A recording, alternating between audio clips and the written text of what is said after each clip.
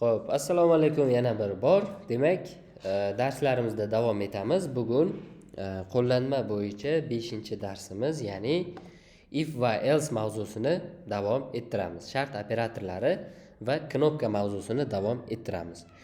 Bugun o'rganadigan narsamiz qisqa qilib aytganda, knopka yordamida biz knopkani necha marta bosilganligini aniqlaydigan dastur tuzamiz. Tasavvur qilib ko'ring, sizda knopka bor. Arduinoga ulangan va uni necha marta bosilgani sizga kerak. Juda muhim bo'lishi mumkin. Biz oldin yasalgan proyektlarni ochib qo'ya qolamiz, chunki oldingi videolarda ko'ringan baribir. To'g'rimi? Qanaqa ulanishi, qanaqa yasalishi. Endi qarang. Biz uchun deylik, mana shu knopkaning necha marta bosilganligi kerak. Va nimaga kerak bo'lishi mumkin? Misol uchun, lift yoki shunga o'xshagan bir etajlar yoki nechidir marta bosilishlar soni muhim bo'lgan proyekt qilayotgan bo'lishingiz mumkin. Deylik, parol o'rnatilgan eshik, lekin bitta knopkasi bor. O'sha parol o'rnatilgan eshikni kodini ochish uchun knopkani nechidir marta bosish kerak. Deylik, tasavvur qiling. Va o'sha to'g'ri bosilsa, misol uchun ikkita bosdingiz, pauza, yana bitta bosdingiz, pauza, yana ikkita bosdingiz. Bu parol bo'lishi mumkin. Va bunaqa parolli eshik qilishimiz uchun juda ham oddiy dastur yoziladi. Biz o'sha bilgan o'zgaruvchi, biz bilgan knopka va biz bilgan if va else kodlari yordamida xuddi mana shu ishni qilish mumkin. Bugun siz bilan qiladigan ishimiz knopkani bosish orqali sanoqni aniqlash, ya'ni necha marta bosilganini aniqlash va uning natijasiga ko'ra serial oynasiga o'sha bosilgan raqamni ekranga chiqarish. Tushundikmi? Boshladik. Xo'p, birinchi qarab olamiz. Bizda tayyor ulangan knopka bor. U 8-pinga ulangan ekan. Xo'p. Bugun bir nechta narsani o'rganib ketamiz. Yo'l-yo'lakay. Ya'ni if else ga tegishli mavzu bo'yicha ham yangiligimiz bor. Va o'zgaruvchilar mavzusida ham bir nechta yangiligimiz bor. Xo'p, o'quvchilar, birinchi o'rinda bizga kerak bo'ladigan ma'lumotlar. Bu o'zgaruvchilar, to'g'rimi? Ya'ni biz birinchi o'zgaruvchida knopkada uning qaysi pinga ulanganligini aytamiz. 8 midi? Demak, int, ya'ni o'zida integer saqlaydigan knopka nomli o'zgaruvchi 8 ga teng. Buni biz void setupning ichida pin mode buyrug'ida ishlatamiz. Knopka nima edi? Input. Knopka input deb tanishtirishga ishlatamiz. Bizga yana bitta o'zgaruvchi kerak. Uning nomi holat. Holat o'zgaruvchisini oldindan bilasiz. Ya'ni knopkaning hozirgi holati. Hozir bosilganmi yoki bosilmaganmi? Shuni aniqlab beradi bizga. Biz uni aniqlash uchun void loop ichiga holat teng digital read qaysi nimani pinni o'qiydi? Knopka pinini o'qiydi va natijani holatga saqlaydi. Bu juda ham oson. Serial oynasida buni natijasini ko'rishimiz mumkin. Serial begin 9600 tezlik bilan serial oynasini ishga tushiramiz va mana bu yerda serial nuqta print ln nimani? Holatni ko'ramiz. Bu demak oldingi darslarda bajargan ishimiz edi. To'g'rimi? Dasturni yuboramiz. Bizda knopka ulangan. Knopka sanoq deb qo'yamiz. Va biz pinni 8-pinga o'tkazamiz. Knopkamizning pinini. Bo'ladi ekan. Knopkamiz qaysi pinga ulandi? 2-pinga ulangan ekan. Biz 8 ga ulaymiz. Va endi serial oynasini ishga tushirsak 0, bossak 1, qo'yvorsak 0, bossak 1, qo'yvorsak 0 chiqyapti. Ana endi xuddi shu dasturni davom ettirgan holatda biz yana bitta o'zgaruvchi yaratib olamiz. U o'zgaruvchi biz knopkani bosganimizda qiymatini o'zgartirishi kerak. Ya'ni qachon? Knopkani bosganimizda. Bu o'zgaruvchini nomi deylik sanoq. Sanoq. Integer saqlaydigan sanoq nomli yangi o'zgaruvchi yaratdim. Bu o'zgaruvchida biz knopkaning necha marta bosilganligini saqlaymiz. Hozircha buning qiymati 0 ga teng. Nega? Chunki hali knopka biror marta bosilmadi.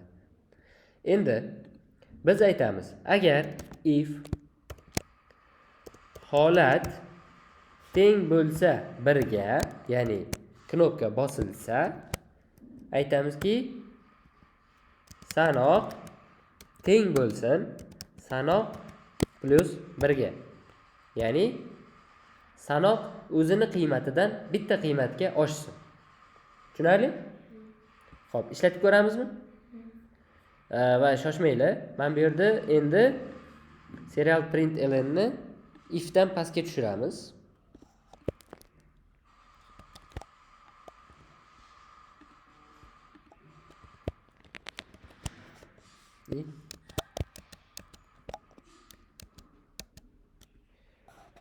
Uzr.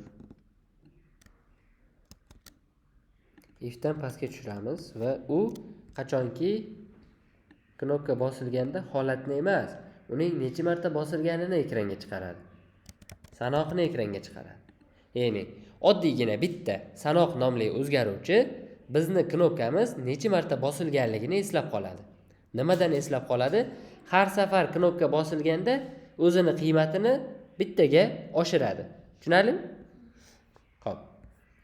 Dasturni yuklab ishlatib ko'ramiz. Ekranga 0 chiqyapti. Knopkani bitta bosdim, 17 chiqdi. Nimaga 17 chiqdi? Chunki biz dasturni void loopda ishlatyapmiz va void loop juda tez ishlaydi. Men knopkani bitta bosib, uni qo'yib yuborgunimcha loop 17 marta ishlab ketdi degani bu. Tushunarlimi? Ya'ni uni bosib turibdi deb hisoblab, har bosilganda nima qilgan? Bittaga oshirgan va 17 ga chiqib ketgan.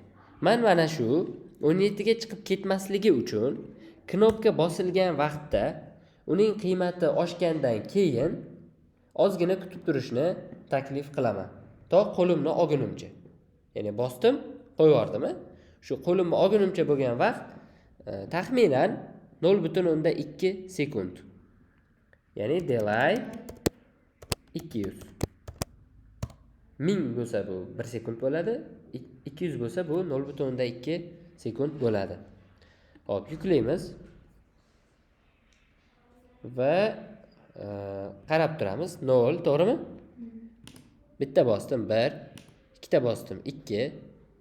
Mana, bor yo'q 2 marta bosdim shu paytgacha, to'g'rimi? Yana bitta bosaman. 3, yana bitta bosaman. 4, yana bitta bosaman.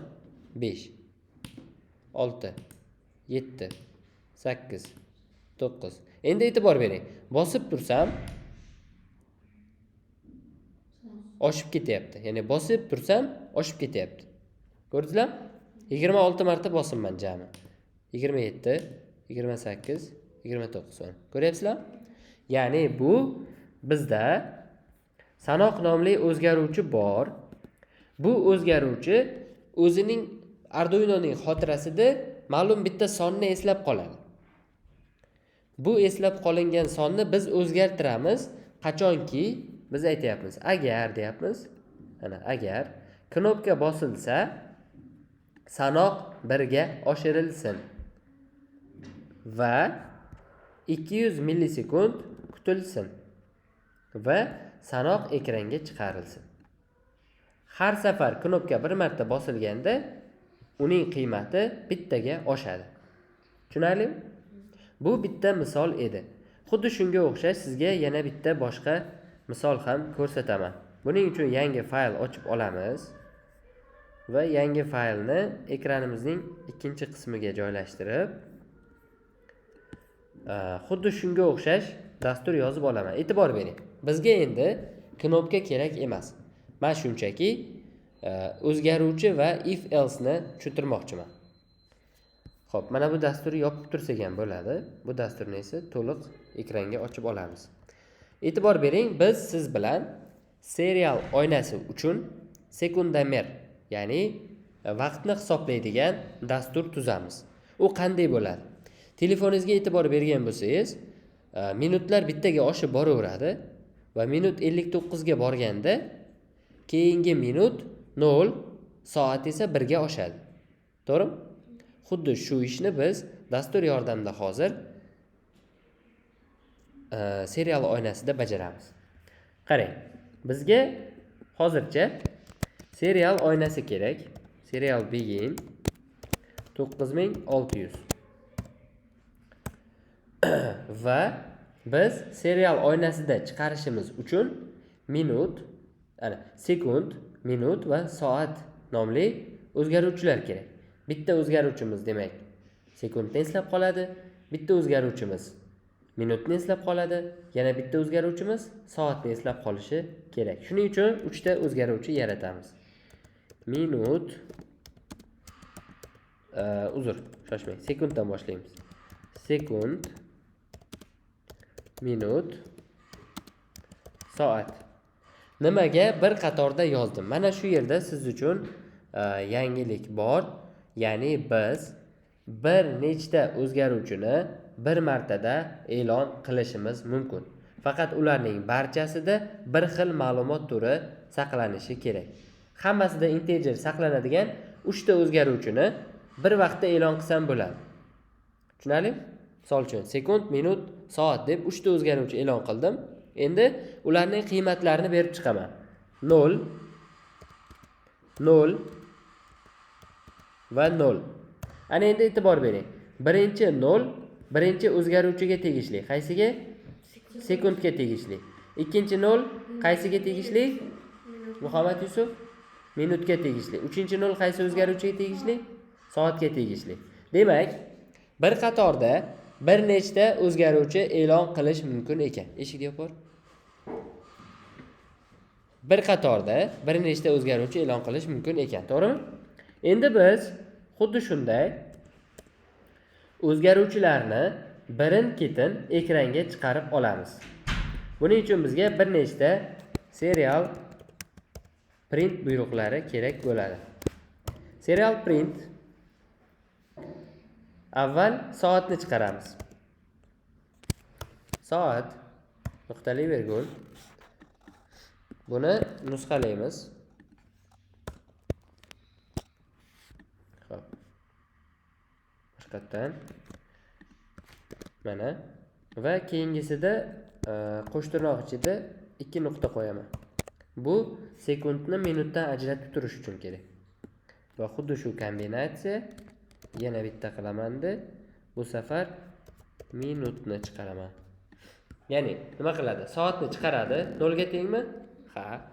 Keyin 2 nuqta chiqaradi, keyin minutni chiqaradi, keyin yana 2 nuqta chiqaradi. Oxirida sekundni chiqarishi kerak. Sekund. Ana endi ekranga qaraymiz.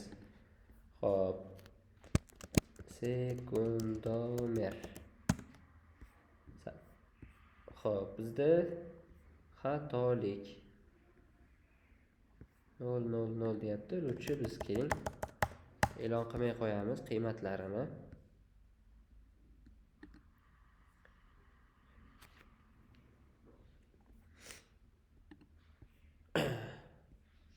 Esdan chiqibdi. Oxirgi printimizda len qilishimiz kerak yangi qatordan chiqishi uchun. Biz nima qildik? Shunchaki 3 ta o'zgaruvchini 0 qiymatda ekranga chiqaryapmiz. 0 0 0 0. Sekundomerga o'xshadimi? Faqat u oshib bormayapti. Ha? To'g'rimi? Oshib borishi uchun biz aytamiz. Ana endi sekund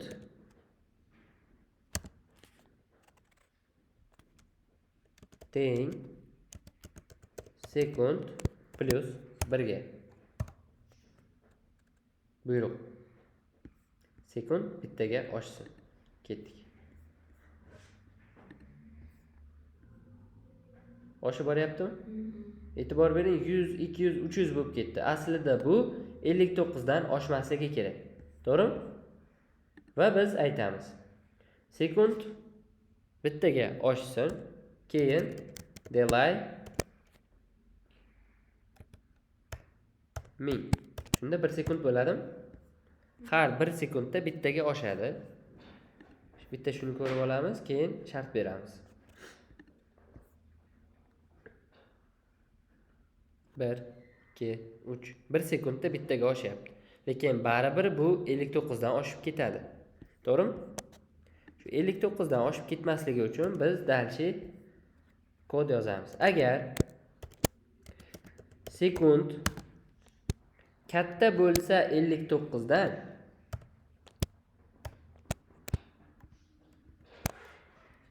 qarayapsanmi, Muhammad Yusuf?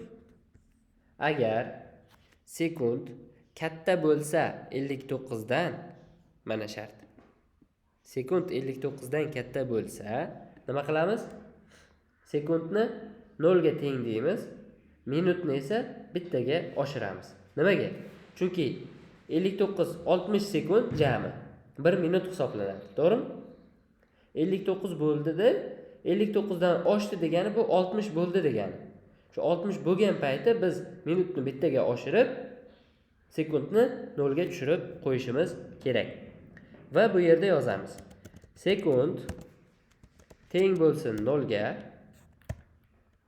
va shu joyning o'zida minut teng bo'lsin minut plus 1 ga. Ya'ni minut 1 ga oshsin. Ana endi natijani tezroq ko'rish uchun vaqtni 1 sekund emas, 0.1 sekundga kamaytiraman. Natijani shunda tezroq ko'ramiz. Ketdi. Tezroq oshib boryapti. E'tibor bering. 40, 59 bo'ldi va 0 dan boshladi yana. Minut esa 1 ga oshdi. Ko'rdingizmi? Nimaga bunday bo'ldi? Biz shart qo'ydik. Agar sekundning qiymati 59 dan oshsa, minutni bittaga oshir, sekundni 0 ga tenglashtir deb buyruq berdik. Tushuntira oldimmi? Va yana bitta muammo tug'iladi bizda shu yerda. Endi minut 59 dan oshib ketishi mumkin. Va qachonki 59 minut bo'lganda soat bittaga oshishi kerak. To'g'rimi? 59 dan oshganda, minutimiz 59 dan oshganda soatimiz 1 bo'ladi. Bittaga oshadi. Shuni shartini yozishimiz kerak. Va natijani yana ham tezroq ko'rish uchun 10 qilib yuklab ko'ramiz. Mana.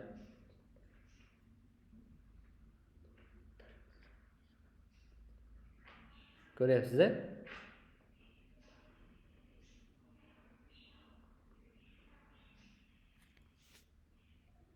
E'tibor berib turing, hozir bu 59 dan oshib ketishi kerak. Chunki biz hali unga dastur yozmadik.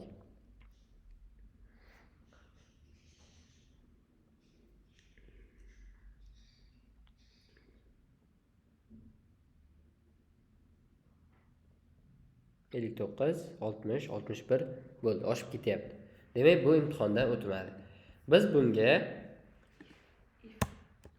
ifdan keyin aytamiz. Yana bitta if. Agar deymiz. If degani bu agar degani, to'g'rimi? Agar minut nomli o'zgaruvchi ham katta bo'lsa 59 dan uning qiymatini, ya'ni qaysini? Minutning qiymatini teng desin 0 ga. Tushundingizmi? Va soatning qiymatini teng desin soat plus 1 ga. Ana endi boshqatdan yozib ko'ramiz. Va taxminan 1 minut kutamiz.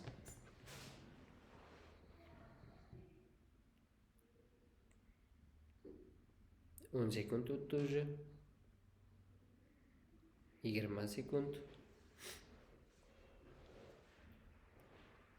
tez o'tyapti. 30 sekund. O'tarmikan, nima deysizlar? 59 dan keyin. Soat bittaga oshadimi, yo'qmi? Yo'qmi? Oshmaydimi?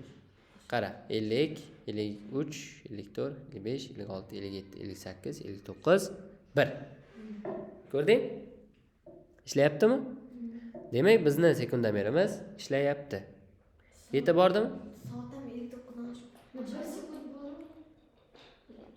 Hozirgi holatida soat 59 dan oshib ketishi mumkin.